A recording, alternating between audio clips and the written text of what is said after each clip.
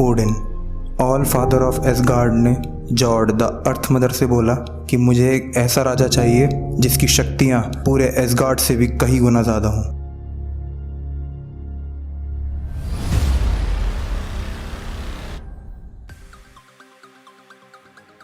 तो क्या हाल चाल है दोस्तों, स्वागत है आप सभी लोगों का लॉजिकल के एक और नए फ्रेश वीडियो में। तो यार इस वीडियो में हम लोग बात करने वाले हैं वन एंड ओनली थॉर के बारे में। हम लोग डिस्कस करेंगे थॉर के बारे में कुछ ऐसी एबिलिटीज़, ऐसे फैक्ट्स जो हमें नॉर्मल MCU मूवीज़ में नहीं दिखाए जाते हैं, और इसके अंदर कॉमिक रेफरेंसेस भी होंगे। तो गाइस शुरू करते हैं वीडियो को। तो जैसा कि सब लोग जानते हैं, एक ऐसी चीज़ जिसके बारे में थॉर सबसे ज़्यादा फेमस है वो है उसकी फिजिकल स्ट्रेंथ, ड्यूरेबिलिटी, रेजिस्टेंस और गॉड फोर्स। अबे एक चीज बोल के चार चीज क्यों गिरा रहा है बे? भाई वो मेरा मैथ्स टीचर मॉस्को से था। तो गाइस सबसे पहले बात कर लेते हैं थॉर के प्यारे म्योनियर के बारे में। दोस्तों म्योनियर स्पेस एंड टाइम में पोर्टल्स खोलने तक के लिए कैपेबल है, हर तरह के एनर्जी ब्लास्ट को ब्लॉक कर सकता है। थॉर ने म्योनियर को लाइट की स्पीड से डबल स्पीड तक स्विंग कर रखा है। अब दोस्तों थॉर एक ट्रेंड वॉरियर है जिसको बेसिकली MCU में यही दिखाया है कि वो बेसिक स्ट्रेंथ के ऊपर रिलाई करता है, बट वो अर्थ के अंदर बहुत बड़े बड़े होल्स ओपन कर सकता है, वेदर कंट्रोल कर सकता है, and he can also fire deadly God blast, जो कि इतना ज़्यादा ताकतवर है कि खुद म्योनियर एक बार टुकड़े टुकड़े हो गया था जब थॉर ने उस गॉड ब्लास्ट का यूज़ किया था। कॉमिक्स में हल्क ने भी एडमिट किया है कि जब वो अकेला कई सारे वॉरियर से फाइट कर रहा था तो थॉर ही एक ऐसा वॉरियर था जिससे हल्क को खतरा फील हुआ था। वीडियो में आगे बढ़ने के साथ हम लोग थॉर की एबिलिटीज़ और सुपर पावर्स के ऊपर नज़र डालेंगे पॉइंट वाइज। तो नंबर 1 है Asgardian Elder God hybrid physiology. दोस्तों थॉर के फादर एक एसगार्डियन है और उसकी मदर एक एल्डर गॉड। ऐसा होने की वजह से थॉर के अंदर दोनों ही वर्ल्ड्स के सुपर कैरेक्टर्स हैं और उसकी पावर्स और भी ज़्यादा एनहेंस्ड हैं। उसकी स्किन, बोन, मसल्स किसी भी नॉर्मल एसगार्डियन से कई गुना ज़्यादा ताकतवर हैं। नंबर 2 लाइफ फोर्स या फिर गॉड फोर्स। दोस्तों यही वो एनर्जी है जो कि थॉर की सारी पावर्स का फ्यूल है। ये इमॉर्टल लाइफ फोर्स अकेली थॉर के म्योनियर या किसी भी हथियार से ज़्यादा ताकतवर है। यही लाइफ फोर्स है जिसकी मदद से थॉर फिर चाहे यूनिवर्स के किसी भी कोने में हो अपनी फुल पावर एक्सेस कर सकता है। सम ऑफ द एंटिटीज़ जो कि इस लाइफ फोर्स के ऊपर थॉर को हरा पाई हैं वो है डोरमामू और खुद ओडिन। और दोस्तों सबसे मज़े की बात, यही वो एनर्जी है जिसकी मदद से थॉर गॉड ब्लास्ट यूज़ कर सकता है। Number 3 God like strength.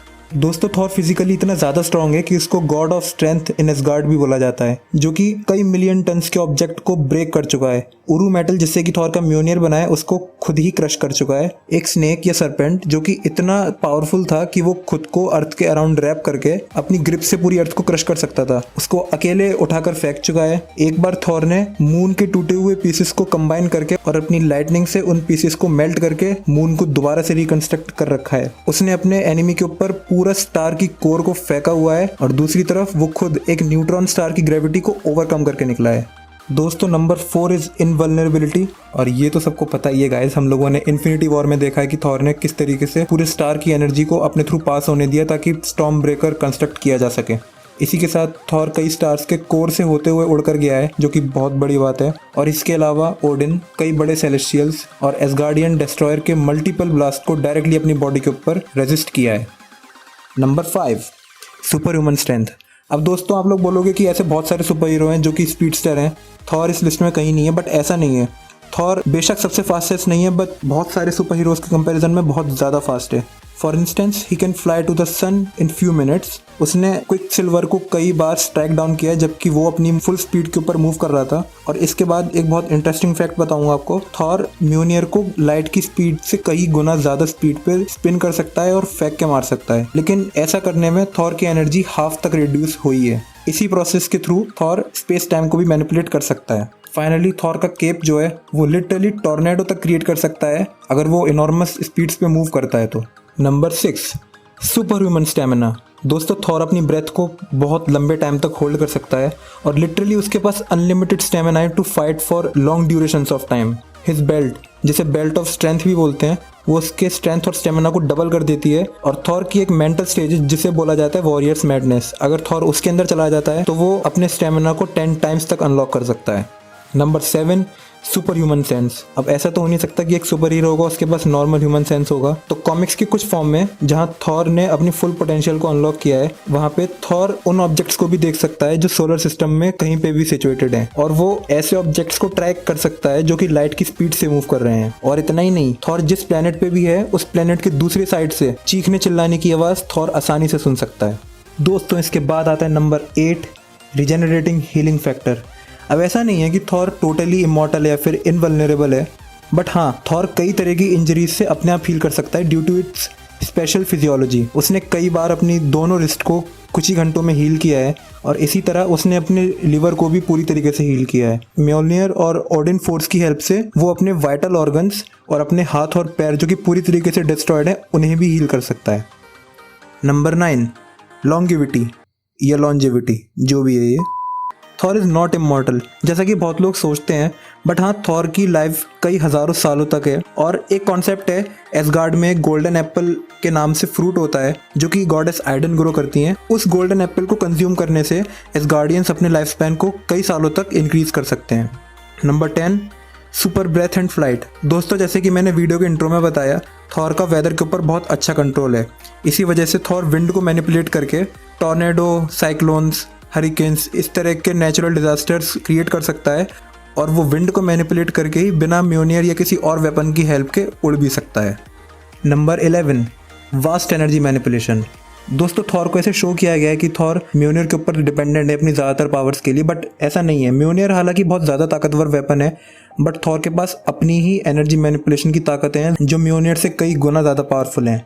Thor अपने फुल रियलाइज्ड मोड में लोकी की आर्मी के कई मॉन्स्टर्स से लड़ चुका है और उन्हें हराया है, जिनसे कि थॉर पहले म्योनियर के साथ भी नहीं लड़ पा रहा था। थॉर के जो एनर्जी ब्लास्ट हैं वो ओमनी डायरेक्शनल होते हैं, मतलब अनलाइक अदर सुपर हीरोज जो कि सिंगल डायरेक्शन में फायर करते हैं, थॉर के ब्लास्ट हर जगह तूफान मचाते हैं।